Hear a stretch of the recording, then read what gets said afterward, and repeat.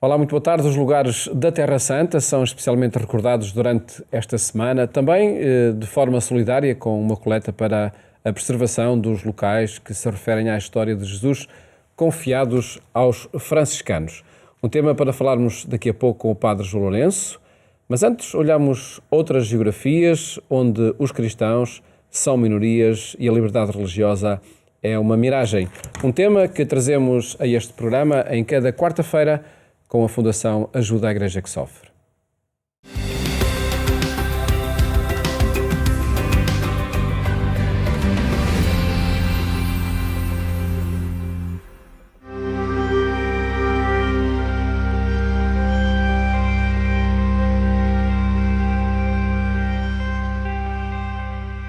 Voltamos a contar com a companhia de Catarina Martins de Betancourt, diretora do Secretariado Português da Ajuda à Igreja que Sofre, e também Paulo Aido, jornalista desta instituição. Vamos olhar a questão da liberdade religiosa e da perseguição aos cristãos, mas também a importância de se apoiar as comunidades mais perseguidas, que mais sofrem. Desta vez, destaque para uma campanha que a Fundação Ajuda à Igreja que Sofre lançou em parceria com a Rádio Renascença, destinada a salvar vidas em África. Uma ideia ambiciosa que vamos conhecer em pormenor, mas mais daqui a pouco. Para já, o nosso olhar irá até também ao Paquistão, a propósito, e já não é a primeira vez que falamos aqui deste tema, dos casos de rapto de jovens raparigas cristãs que são depois forçadas a casar e a converter-se ao Islão. Maíra Shabazz, de 14 anos, foi uma destas raparigas. Por sorte, conseguiu fugir. मेरा नाम मायरा है। 6 माह पहले मुझे अगवा किया गया था, ज़बरदस्ती मेरे साथ निकाह करवाया गया, ज़बरदस्ती इस्लाम कबूल करवाया गया, ज़बरदस्ती मुझे ब्लैकमेल किया गया, मुझे टॉर्चर किया गया और मेरे पे ज़बरदस्ती तशद्दुद किया उन्होंने। मुझे धमकियाँ दी जा रही थी, मुझे कमरे में बंद किया गया और मुझे धमकियाँ इस चीज़ की दी गई थी कि अगर तुमने हमारे हक़ में बयान ना दिए तो हम तुम्हारी फैमिली को कत्ल कर देंगे। मैं शुक्रगुजार हूँ बिशप इफ्तिखार रियाज की, उनके चर्च की, जिन्होंने मेरी बाजियाबी के लिए दुआ भी की और मुझे बाजियाब भी करवाया। मैं शुक्रगुजार हूँ इंटरनेशनल चर्च की और क्रिश्चियन कम्युनिटी की कि जिन्होंने मेरी बाजियाबी के लिए दुआ की। पाकिस्तान में मुझे और मेरी फैमिली को बहुत ज़्यादा ख़तरा है और मुझे और मेरी फैमिली को बहुत ज़्यादा धमकियाँ लगाई जा रही हैं और मेरी फैमिली और मैं बहुत ज़्यादा खौफज़दा हैं। É o relato chocante de uma rapariga cristã raptada no Paquistão. Infelizmente, este é apenas um de muitos casos que ocorrem neste país e que levaram a Igreja a lançar, Paulo Aido, uma iniciativa para proteger as jovens das minorias religiosas que possam estar em risco de rapto e de abuso sexual. Exatamente, e podemos começar pelos números. Calcula-se que todos os anos mais de 1000 jovens raparigas cristãs e hindus, as duas principais minorias religiosas no Paquistão, são raptadas, são forçadas a casar e a converterem-se ao Islão. É de facto um verdadeiro pesadelo, a começar pelo facto de muitas vezes haver, aqui podemos dizer, uma enorme cumplicidade das autoridades policiais e judiciais com os sequestradores, não cumprindo com aquilo que são as suas obrigações de defesa das vítimas. E foi perante esta situação que parece inimaginável aos nossos olhos, mas que é a realidade para muitas jovens e suas famílias, que a Igreja do Paquistão decidiu que era preciso fazer alguma coisa. A iniciativa da Comissão Nacional de Justiça e Paz do Paquistão tem o apoio da Fundação AIS e passa essencialmente pela divulgação destes casos, para haver, digamos assim, uma maior consciencialização da sociedade paquistanesa para estes crimes que ocorrem à luz do dia e perante a indiferença de quase todos. E denunciar isto digamos assim, um compromisso da Fundação AIS para com os cristãos também do Paquistão.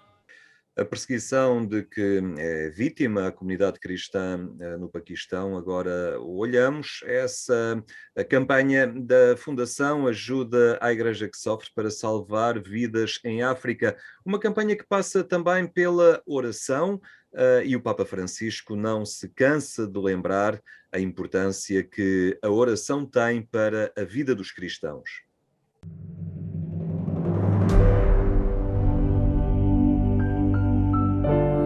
El corazón de la misión de la Iglesia es la oración.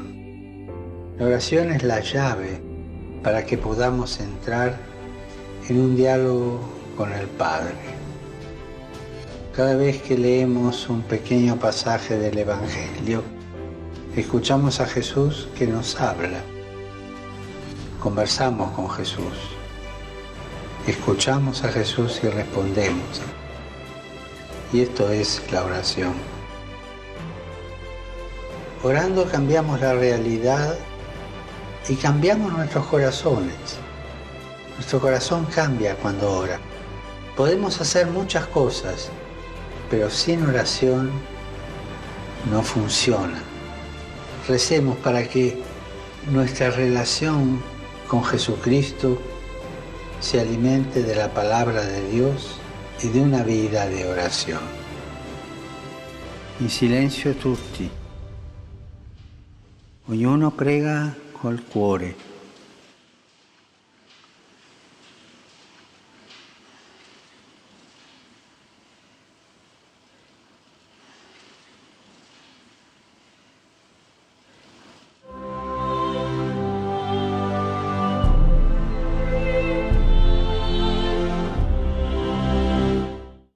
O Papa Francisco a lembrar essa capacidade da oração em mudar a realidade. Foi a pensar nisso, Catarina, que a Fundação Ajuda a Igreja que Sofre lançou esta campanha em parceria com a Rádio Renascença para salvar vidas em África. Sem dúvida, portanto, ajudar, informar e rezar são de facto os pilares onde assenta o nosso trabalho no dia a dia. Portanto, para nós, que somos de facto uma fundação pontifícia, a oração e a partilha estão interligadas, estão de mãos dadas todos os dias. E neste caso concreto desta campanha com a Rádio Renascença, e face também ao agravamento da situação que se vive atualmente em África, em várias regiões de África, quisemos de facto mobilizar os portugueses para esta solidariedade, para com este povo, para com estas pessoas concretas que estão de mãos vazias, mas ao mesmo tempo, para além da solidariedade, pedir de facto as orações por todas estas pessoas que precisam de nós e que estão de facto a passar por tantas dificuldades. Nós sabemos o que está a passar atualmente em Moçambique, Cabo Delgado, as nossas televisões, os nossos meios de comunicação social passam, mas também não podemos ignorar o que se passa em tantos outros países de África, como a Nigéria, o Mali, o Burkina Faso, os Camarões, a República Centro-Africana ou a República Democrática do Congo, infelizmente, entre outros países, onde de facto todos os dias há pessoas que morrem de pobreza extrema, de violência, de ataques terroristas, de falta de cuidados básicos de saúde. E, portanto, é de facto urgente esta nossa campanha e esta parceria que a Fundação fez tem de facto este objetivo, a parceria que a Fundação fez com a Rádio Renascença tem de facto este objetivo de mobilizar, sensibilizar os portugueses para a necessidade urgente de apoiar esta comunidade que está tantas vezes abandonada à sua sorte, e é aqui então de facto que entra também esta parte da oração, como nós ouvíamos há pouco o Papa Francisco a apelar. Desde já, muito obrigada também pela sua ajuda, pela sua oração e por esta solidariedade para com o povo de África. Hoje, a esta hora, neste momento, milhares de pessoas em África têm fome, doenças, são perseguidas por serem cristãs. Precisam de si, das suas orações. Hoje, podemos todos juntos salvar vidas em África. A rezar, como nos pediu Nossa Senhora. O terço será a nossa arma. Ligue 217 544 000. Saiba como ajudar com a Fundação AIS na Renascença em rr.sapo.pt.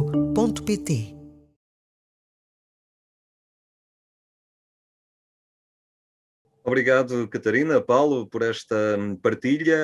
Uma Santa Páscoa. Nós regressamos na próxima semana. Santa Páscoa. Obstáculos à liberdade religiosa, diante dos quais é necessário não permanecer indiferente. A Terra Santa é também uma geografia da minoria cristã, que a Igreja Católica recorda de forma especial nesta sexta-feira da Semana Santa, a partir de um trabalho que está confiado aos franciscanos.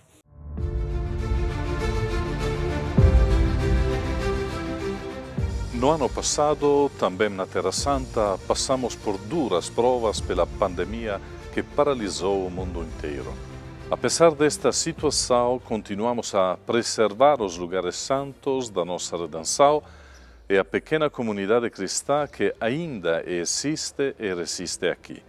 No Santo Sepulcro, no Getsemani, em Belém, em Nazaré e nos outros santuários, intensificamos a nossa oração pelo mundo inteiro. Nas paróquias continuamos cuidando dos cristãos de língua árabe, hebraica e grega, trabalhadores estrangeiros, migrantes e refugiados. Através das escolas da Terra Santa, cerca de 10.000 crianças, meninos e meninas puderam usufruir de uma boa educação. Os nossos esforços caritativos têm se intensificado para atender às necessidades essenciais das populações colocadas à prova tanto pela pandemia quanto pela guerra e também pela ausência de assistência social e sanitária. Tudo isso tem um custo que, em parte, sempre foi coberto pela coleta da Sexta-feira Santa. Temos hoje connosco o padre João Lourenço, que é franciscano, precisamente para nos falar deste trabalho que desenvolvem nos lugares santos. Padre João, boa tarde, antes de mais. Obrigado por estar connosco. Boa tarde, com muito gosto. Sim, que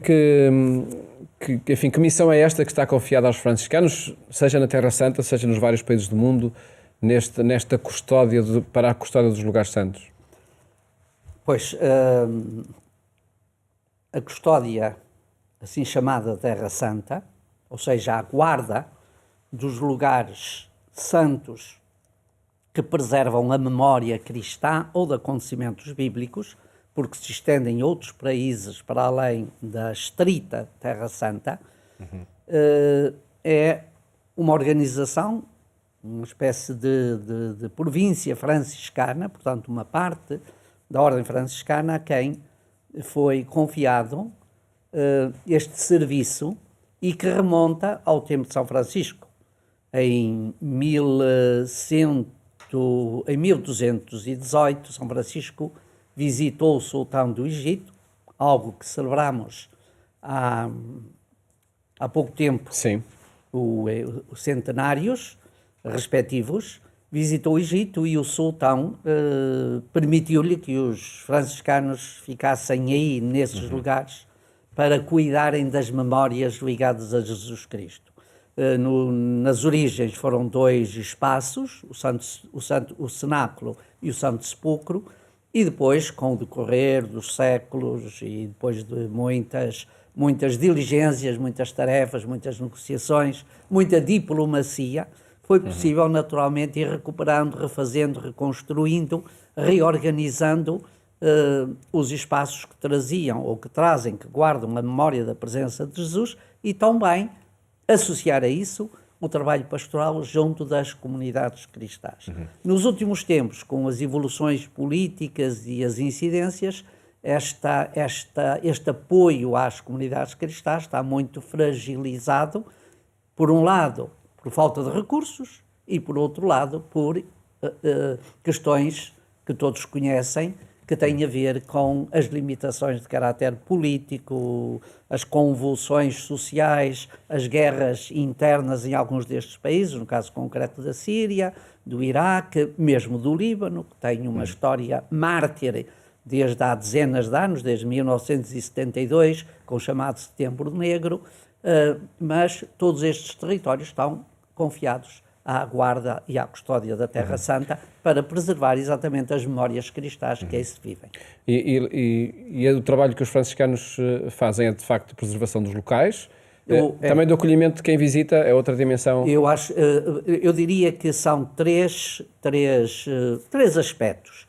O primeiro é cuidar das pedras vivas, dos templos vivos, que são as comunidades cristãs residentes aí, principalmente de matriz católica e rito latino, e não só. Também várias igrejas orientais estão irmanadas nesta mesma tarefa, igrejas cristãs.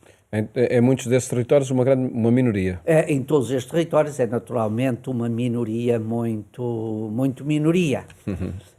Menos no Líbano, onde a presença católica é relativamente significativa. Há outras igrejas que têm alguma representatividade que não é apenas minoria. Portanto, este é um aspecto, cuidar exatamente das comunidades cristãs, apoiá-las e ajudar a chegar até elas algum auxílio para se sentirem menos isoladas e menos sós.